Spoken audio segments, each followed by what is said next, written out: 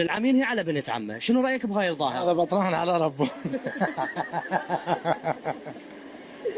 والله ماخذ اخوي.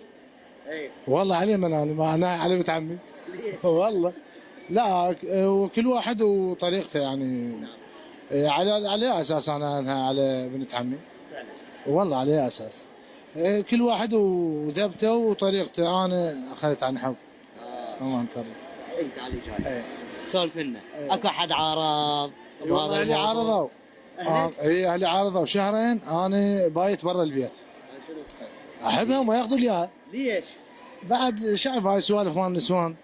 اي والحبر بشيات ذني.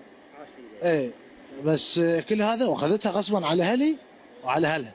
غصبا على اهلك واهلها؟ اي تسلمها. عاشت ايدك والله. امانة الله. ربي يوفقك. بدوالي قلبك. يعني انت مبين معدل. انا مجاهد على هذا الشيء. والنبي.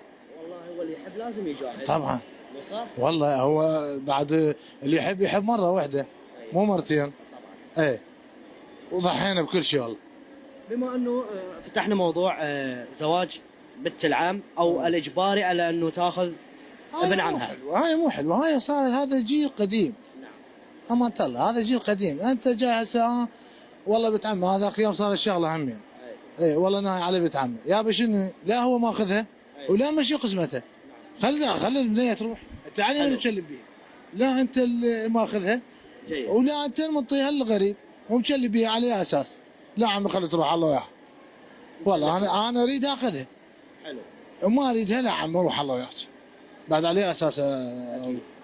زين شنو سلبيات هذا الموضوع؟ والله عندي سلبيات غير من الله. يعني اهم شيء. امانة الله عندي سلبيات بوع.